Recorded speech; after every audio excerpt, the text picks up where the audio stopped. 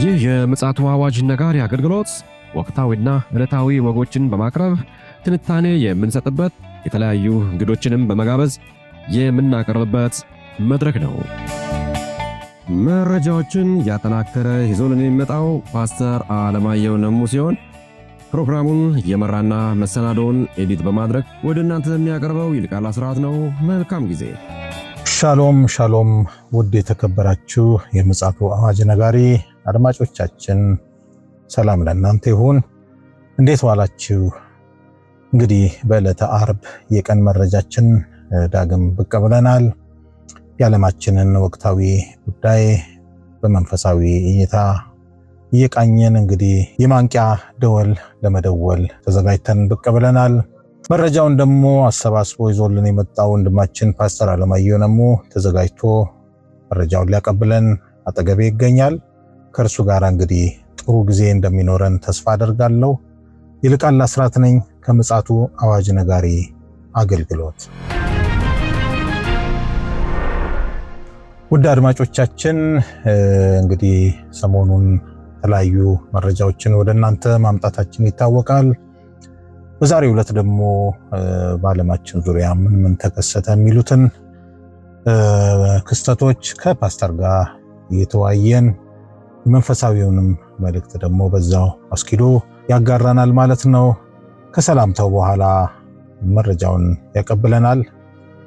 ሰላም ላንተ ፓስተር፣ እንዴት ነህ? እንደምን አለ ወንድም ይልቃል? እግዚአብሔር የተባረከ ይሁን። ምን መረጃዎች አገኘ? እንግዲህ አሁን ላይ በዓለም ላይ የአውሮፓን አሜሪካንም ያስጨነቀና በጣም ከፍተኛ ሁኔታ ላይ የደረሰ የአየር ለውጥ ነው። ሙቀቱ በጣም አስጊ ሆኗል። የሚገርምህ ነገር ምንድነው? አሜሪካም አውሮፓን ብቻ አይደለም ሙቀቱ ወደ ቻይናም ተሸጋግሯልና በአውሮፓ ላይ እስከ 1600 ሰው በላይ ገድሏል። ከ40 ዲግሪ ሴንቲግሬድ አልፏል። 45 እዛም ሳይልፍ እና በጣም ከፍተኛ ነገር ነው እየሆነ ያለውና እንደውም አንዳንዶች ምንድን ያሉት የፈጣሪ ቁጣ ይላሉ። ምክንያቱም በሰው እጅ አይደለም ያለው። አሁን ነገሩ ስትመለከተው በሰው እጅ አይደለም ያለው። ሰዎች ይህን ነገር ሊቆጣጠሩ አይችሉም። እና ምንድነው የተወሰደው እርምጃ? ሰዎች ከፍተኛ በሆነ ኤር ኮንዲሽን ውስጥ እንዲቆዩ፣ ወደ ውጭ እንዳይወጡ የሚደረግ ነገር አለ። ወደ ውጭ ደግሞ ሂዩሚዲቲ የሚባለው ማለት ነው። እንትን ምንድነው ውሃ የጫኑ ቦቴዎች ከተማውን ሲያቀዘቅዙ ታያለ። ልክ እንደ ዝናብ ውሃውን ሲረጩ ታያለ። እና እንግዲህ እዚህ ጋር ትልቅ ትምህርት የምንማር ይመስለኛል። እንደው አስከተለ ጨምረ እንድታወራ አንድ መረጃም እየተደመጠ ነው ያለው። ጠንከር አድርገህ እንድታወራ ስለፈለኩ ነው። ምክንያቱም የፈጣሪ ቁጣም ነው ይላሉ ስላልክ ተዝ ብሎኝ ነው። ትናንትና ነው ያየሁት መረጃውን።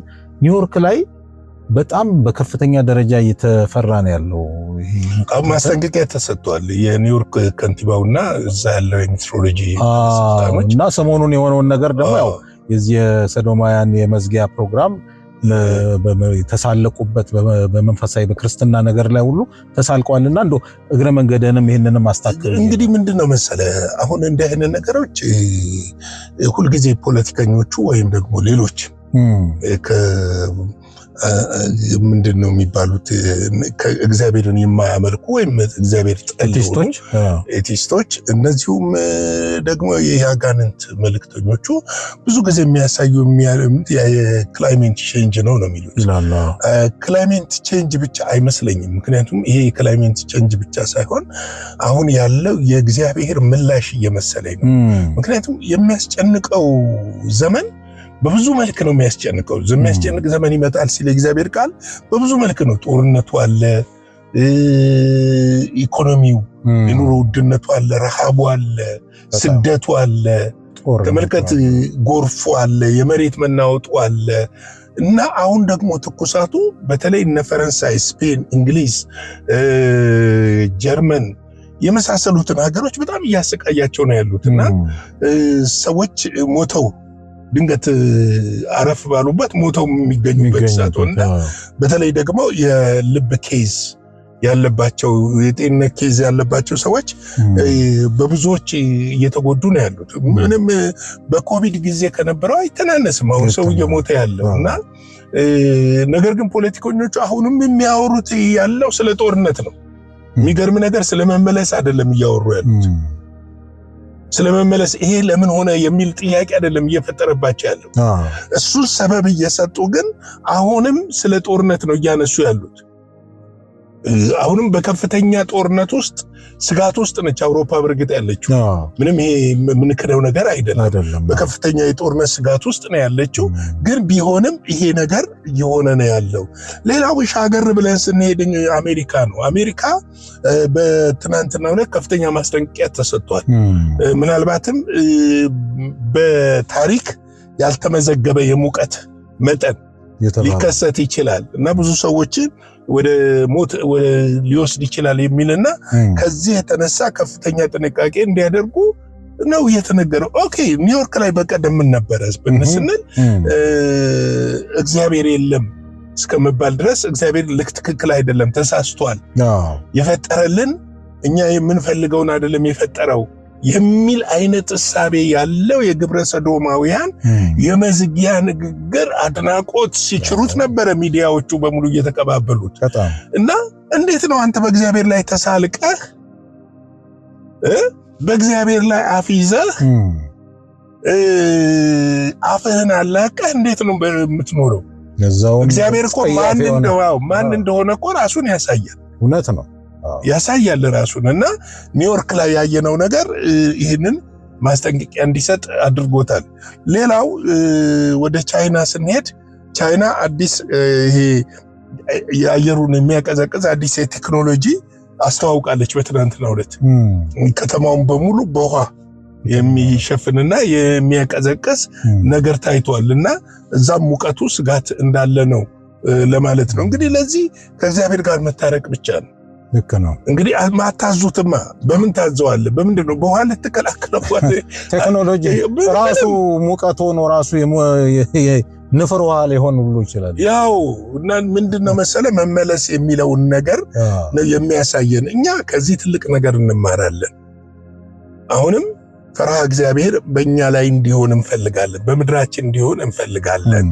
አሁንም ሰዎች እግዚአብሔርን በመፍራት እንዲመላለሱ ቤተክርስቲያን በተለይም ጠንከር ማለት አለባት። ጠንከር ማለት አለባት ስል በቃ ወንጌሉ የሚናገረውን እውነት ጠንከር ብላ መናገር መቻል አለባት። ምንም አማራጭ የለም። ዓለም በፍርድ ውስጥ እየመጣች ነው። ወደ ፍርድ እየሄደች ነው። ወደ ጥፋት እየሄደች ነው። ወደ መጨረሻው እየሄደች ነው። የዛሬ ዓመት ታስታውስ ከሆነ ብዙ ሰው ተስፋ የሚያደርገው የሚቀጥለው ዓመት የተሻለ ይመጣል። የተሻለ የሚባል ነገር የለም አሁን። ልክ ነው። ምክንያቱም ይሄ የተጻፈው የመጽሐፍ ቅዱስ ቃል ገቢራዊ የሆነ ዘንድ ግድ ነው። ግን በዚህ ውስጥ እግዚአብሔርን በመፍራት እግዚአብሔርን እውነት በመከተል ለእግዚአብሔር በመገዛት በቅንነትና በታማኝነት የሚሄዱ ሰዎች ግን በዚህ ውስጥ ተዘለው ይኖራሉ። እውነት ነው። በሰላም ይኖራሉ፣ በእረፍት ይኖራሉ። ይሄ እውነት ነው። እግዚአብሔር ጥበቃውን፣ ጸጋውን፣ ምሕረቱን በእነሱ ላይ ማድረጉን ይቀጥላል የሚል ነገር ነው ያለኝ። እንግዲህ ስለዚህ ነገር ይሄንን ካነሳን ደቡብ አፍሪካ ላይ የደቡብ አፍሪካው ፕሬዝዳንት ራማፎሳ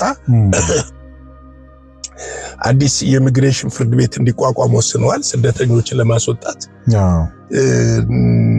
ወደ 5 ነጥብ ያለው ወረቀት አልባ የሆኑትንና በተለያየ ምክንያት ወደ ሀገሪቱ የገቡትን ልንሸከም አንችልም፣ በሀገራችን ችግርና የሥራ አጥን ፈጥረዋል፣ ስለዚህ ኢኮኖሚውን ተሻምተዋል ነው ባይዘዌይ እና ስለዚህ የሚያስወጣ በኢሚግሬሽን እየተጣራ የሚወጡበት መንገድ ይፈጠራል ብለው ተናግረዋል፣ መግለጫ ሰጥተዋል። ይሁን እንጂ አሁንም ዝርፊያውና ቫዮለንሱ ግድያው አልቆመም። ይህንን ጉዳይ የኢትዮጵያ መንግስትም ባንክሮ እየተከታተለ እንደሆነ ኤምባሲው ሲገልጽ ሰምቻለሁ። ኢትዮጵያውያን ከቤታቸው ካሉበት እንዳይወጡ፣ ሱቆቻቸውን እንዳይከፍቱ እና እንዲጠብቁ የሚል ነገር ሰምቻለሁና ይሄ አንድ ቢቢሲም አንድ ያወጣውም እንትን አለ ወደ 900 የሚሆኑ ነውጠኞች በቁጥጥር ስር እንደዋሉም ተነግሯል። አንዳንድ ቦታ ላይ በቁጥጥር ስር ውለዋል። ምንድነው ነገሮቹ አልፎ ዳተኛ ሆኗል ነው የሳውዝ አፍሪካ የደቡብ አፍሪካ መንግስት ሆኗል። ምን መሰለ እነዚህ ወደ ቁጥጥር ስር የገቡት ወደ ነጮቹ እየዘለሉ መጡ። አሁን ነጮቹ እኮ ስላልተነኩ ነው። በጣም በርካታ ቻይናዎች አሉ በንግዱ ዓለም ላይ እዛ ህንዶች አሉ። ኢትዮጵያኖች ብቻ አይደለም። አሁን እኔ ለምን አፍሪካ ጠል ሆነ ነው የኔ ጥያቄ። አፍሪካ ጠል ለምን ሆነ? ለምንድነው ከአፍሪካውያን የተሻገረ እሳቤ የለም ወይ? ናው ነጮቹም አሉ። ግን ያው ነጮቹ ይመስለኛል እንግዲህ ወረቀት ሊኖራቸው ይችላል። በእርግጥ ኢትዮጵያውያኖችም ወረቀት ኖሯቸው ተጽዕኖ ያረፈባቸው አሉ ይኖራሉ።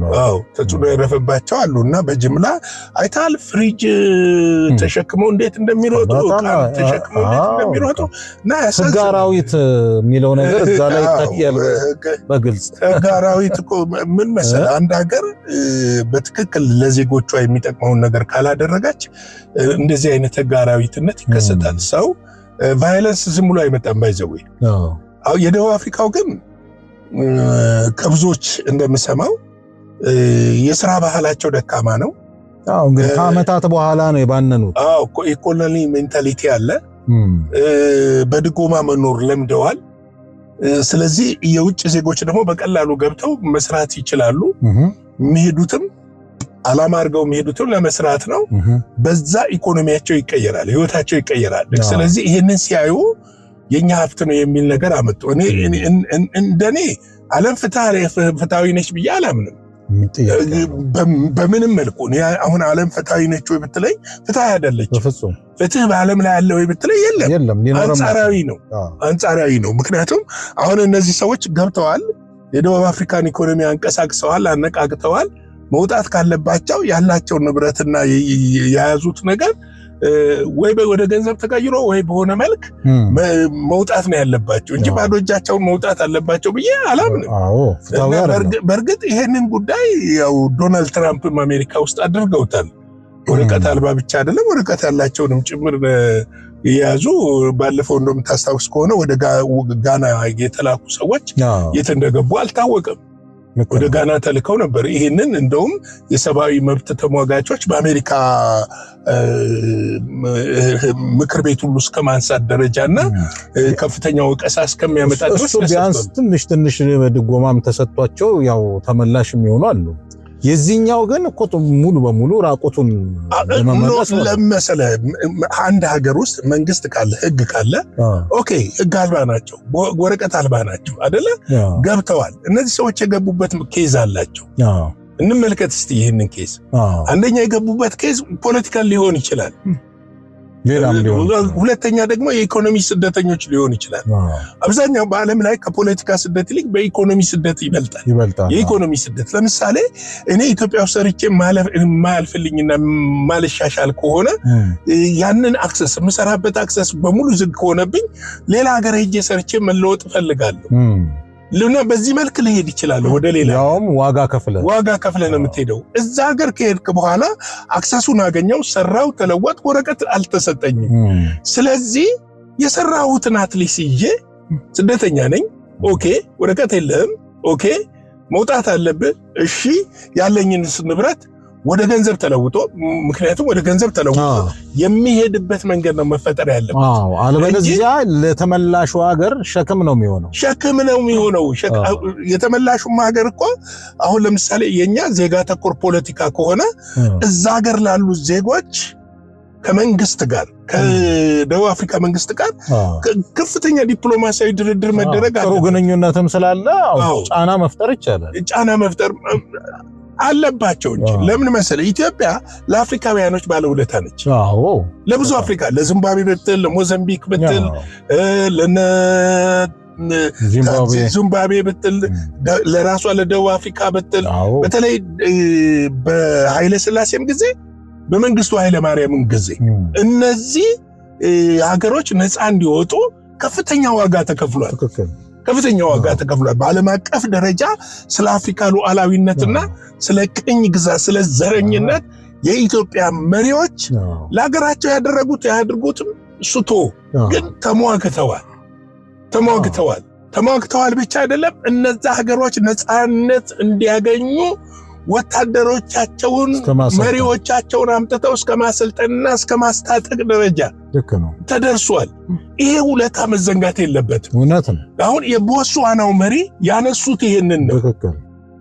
ለደቡብ አፍሪካ የከፈልነው ውለታ መዘንጋት የለበትም ነው መዘንጋት የለበትም። ስለዚህ ይሄንን ውለታችንን በዚህ መልክ ልትመልሱልን አይገባም ነው። ልክ ነው። ገብቷል። በዚህ መልክ ሊመልሱልን አይገቡም። እነዚህ የአፍሪካ ሀገሮች በዓለም አቀፍ ደረጃ ላይ ጫና ባያደርጉና ይሄንን ባያደርጉ ደቡብ አፍሪካ አሁንም ድረስ በአፓርታይድ ስር ነበር ብትሆነው። አሁን ይሄ ቦትስዋና መንግስት ፌስ ያደረገው ነው። በአንጻሩ የኢትዮጵያ መንግስት በዚህ ጉዳይ ላይ የሰጠው መግለጫ አለ። በእርግጥ እንትን አለ በኤምባሲው በኩል ያው በመንግስት ደረጃ እስካሁን በውጭ ጉዳይ ደረጃ በመንግስት ደረጃ የሰማሁት ነገር የለም። ግን መሆን አለበት ብዬ አስባለሁ። በትክክል መሆን አለበት ብዬ አስባለሁ። ግን በኤምባሲ ደረጃ ክትትል እየተደረገና ንግግርም ከደቡብ አፍሪካ መንግስት ጋር ንግግር እየተደረገ መሆን አለበት። እንደውም ጉልበት የሚያገኘው መንግስት ለመንግስት በሚያደርገው ተግባቦት ካልሆነ ትንሽ ቻሌንጁ አሳዛኝ ውጤት ሊያመጣ ይችላል። አንዱ ነገር ማወቅ ያለብህ በጣም መረዳት የሚገባ እነዚህ ዜጎች ወጥተው እነሱ መስራት ይችላሉ ወይ ነው። አሁን የደቡብ አፍሪካውያኖች መስራት ይችላሉ ወይ? እኔ ለምሳሌ ወዳጆች አሉ እዛ በየጊዜው እንደዋወላለን። ከ4 ቀን ከ5 ቀን በፊት አንድ ወንድም ያለኝ እንደው ምንድነው እኛ ሙሉ ለሙሉ ለቀን ብንወጣ ደቡብ አፍሪካ ኢኮኖሚ ውድቀት ነው የሚገጥማት። መስራት አይችሉም ሰዎቹ። የሥራ ባህላቸው ደካማ ነው። ያ በባህላቸው ነው። በርግጥ በባህላቸውም ሳይሆን ይኸውልህ ሁልጊዜ ኮሎኒ ቶርች አድርጓቸው። አሁንም እኮ ኮምፕሌክሱ የሚመነጨው ከዛ ተጽዕኖ ነው። ይሄ ወኔያቸው እንትኑ በሙሉ ተሰልቧል። እንመልከት። ምንም እኮ እንትና እኔ የፈለኩት ጆሃንስበርግ የሚሄድ ኬፕ ታውን የሚሄድ ፕሪቶሪያ የሚሄድ አብዛኛው ከ80% በላይ ሀብቱ የነጮች ነው። እሱ ምንም ጥያቄ የለውም። የነጮች ነው።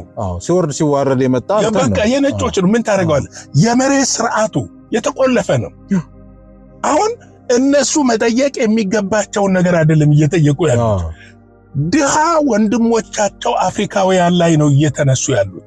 ድሃ ወንድሞቻቸው አፍሪካውያን ለምን ሰርተው በእኛ ሀገር ተለወጡ ነው። እሱ እውነት ነው ፓስተር። ያው ሊሆን ግድ ነው ቅዱሱን መጽሐፍም ስለሚል። እኔ ግን እያልኩ ያለሁት ልክ አሁን ለምሳሌ ሳውዲ አረቢያ ላይ ኢትዮጵያኖች በጣም ከፍተኛ እንግልትና ስቃይ ውስጥ እንደነበሩ ይታወቃል። በቀድሞ መንግስትም ግን በአሁኑ ጊዜ ግን በመንግስት ለመንግስት በነበረው ተግባቦት ተመላሾቹ ቢያንስ ተደጉመው በክብር ወደ ኢትዮጵያ የተመለሰ ቅርብ ጊዜም አይቻለሁ። እና ለምንድነው ያኛውን መስመር የግንኙነት መስመር ማድረግ ያልተቻለው? ምክንያቱም በጣም የሚያሳዝን ነገር ነው እየሰማን ያለ ነው። ግድያ ሁሉ ነው ያለው። ግድያ ያለው ምንድነው መሰለህ? አሁን ኤምባሲው ጥረት እያደረገ ነው። መንግስት የውጭ ጉዳይ ሚኒስትሩ ዝም ይላሉ ብዬ አላስብም። የውጭ ጉዳይ ሚኒስትር መስሪያ ቤቱም ይህን ጉዳይ ይከታተለዋል ብዬ አስባለሁ። ቢያንስ መግለጫ ቢወጣ የኢትዮጵያ ዜጎች በቀላሉ ለምሳሌ ናይጄሪያዎች ቀደም ሲል መግለጫ አውጥተዋል። የናይጄሪያ መንግስትና ዜጎቹንም እስከ ማውጣት፣ ማሊም እንደዛው ዜጎችን እስከ ማውጣት ደረጃ ደርሰዋል። አንዳንድ የአፍሪካ ሀገሮች እኮ ዜጎቻቸውን ቀደም ብለው አስወጥተዋል። እና ያስወጡበት መንገድ በባስም በምንም ባለው ተጠቅመው አሁንም ያሉትን ዜጎቻቸውን ለማስወጣት ነበር። አንድ የሚያሳዝን ታሪክ ልንገርህ። አንድ ማላዊ ህፃን ልጁንና ሚስቱን ጥሎ ነው የወጣው። የማላዊ ዜጋ ደግሞ ተጋብተዋል እኮ። የሚገርም እሱ ነው። አንዱ ሳውዝ አፍሪካ ተወላጅ ነው። ሚስቱንና ልጆቹን እያለቀሰ ነው የወጣው። አሳዛኝ ነው። እንዲህ ይሄ ምንድነው ስትል እንግዲህ መጨረሻው ዘመን ላይ ከሚታዩ ምልክቶች አንዱ እንደነዚህ አይነቶቹ ዋነኞቹ ምልክቶች እንደሆኑ እናውቃለን። ግን ቢሆንም አንድ ኮንቲነንት ትሆናለች፣ አንድ ሀገር ትሆናለች፣ አንድ ኢኮኖሚ፣ አንድ የፖለቲካ ስርዓት ይኖራታል ተብሎ በሚታሰብበት ሀገር ውስጥ አፍሪካ ውስጥ በዚህ መልኩ አንድ ሊሆን አይቻልም። ለምን? እነዚህ በስደት በጭንቀት ተዘርፈው ተቀምጠው የወጡ ሰዎች ምንድነው ልባቸው ውስጥ የሚቀመጠው? ገብቷል? አገራቸው ዜጋ ምንድነው የሚያስበው ስለነዛ ስለ ደቡብ አፍሪካ? ይሄ አልታሰበም። ራማፎሳ ይህንን አካሄድ የተከተሉበት ምክንያት በቅርብ ምርጫ አለ። የፖለቲካ የበላይነታቸውን ላለማጣት እየሄዱበት ያለው ነው። ገብቷል? ባላየ ያለው ኖ ህዝብ አይደለም ህዝብን ነቅሎ ማስወጣት ያለበት፣ ህግን ማስከበር ያለበት መንግስት ነው። መንግስት ደግሞ ኢሚግሬሽን አለው። በኢሚግሬሽን መስሪያ ቤቱ በኩል ሰዎችን በእርጋታ በትክክለኛው መንገድ ከሀገሪቱ ለቀው የሚወጡበትን መንገድ ካሉት የአፍሪካ ሀገር መሪዎች ጋር በመነጋገርና በመደራደር ማድረግ የሚቻልበት መንገድ አለ ብዬ ነው ማስበው። እዚህ ጋር ነጥብ አገኛለሁ በሚል እዚህ ጋር ትልቁን ነጥብ እያጡ ነው ማለት ነው። እና ስዕልህንም እያበላሸ ነው የሚል ነው። የጌታ ጸጋ፣ ሰላም፣ ምሕረት፣ ቸርነት ከሁላችን ጋር ይሁን። እንጸልይላቸው። ያለው ሁኔታ ትንሽ በጣም ጥሩ አይደለም፣ ደስ አይልም። ሶሻል ሚዲያዎች ላይ የሚታዩት ነገሮች፣ አንዳንድ ጊዜም የውጭ ቴሌቪዥን ጣቢያዎች የሚያስተላልፉት እያሳዩ ያሉት ነገር ልክ አይደለም የሆነ ያለው ነገርና እዛ ያሉ ወንድሞቻችን ወገኖቻችን ከዚህ ሀገር የሄዱበት ምክንያት ኑሯቸውን ለመለወጥ ነውና ሰው መቼም ኑሮውን ለማሻሻል ለመለወጥ በተለያየ መንገድ ይወጣልና ልንጸልይላቸው ያስፈልጋል። መንግስትም ደግሞ እንደ መንግስትነቱ ለነዚህ ዜጎች ክትትል አድርጎ ወደ ሀገራቸው በሰላም የሚመጡበትን መንገድ መፈጠር አለበት ብዬ አስባለሁ። የጌታ ጸጋ፣ ሰላም፣ ምሕረት፣ ቸርነት ከሁላችን ጋር ይሁን። ሻሎም። እግዚአብሔር አብዝቶ ይባርክ ፓስተር። በጣም ትልቅ አባባል ነው የተናገርከው። እንግዲህ እኛ መረጃ ማስተላለፍ ነው የኛ ድርሻ። ስለዚህ የሚመለከተው አካል ደግሞ በዚህ አግባብ ተግባራዊ የሆነ ምላሽ ይሰጣል ብለን እናምናለን። ውድ አድማጮቻችን እንግዲህ ለዛሬ አርብ የቀን መረጃ ይዘን የመጣ ነው ይህንን ይመስላል። በምሽት ደግሞ እንደዚሁ ወሳኝና ወቅታዊ የሆነ መረጃ ወደ እናንተ ይዘን እንመጣለን። እስከዚያው ድረስ የእግዚአብሔር ምሕረት፣ ቸርነት፣ ጥበቃ ከእያንዳንዳችን ጋር ይሁን። በደቡብ አፍሪካ ያሉ ወገኖቻችንንም እግዚአብሔር በምህረቱ እንዲከልላቸው እንመኛለን። መልካም ጊዜ ይሁንላችሁ። ሻሎም። ለዛሬ ይዘን የመጣነው ወቅታዊ መረጃ ይህንን ይመስል ነበረ። በሌላ ጊዜ በሌላ መሰናዶ እስከምንገናኝ ሰላም ለእናንተ ይሁን።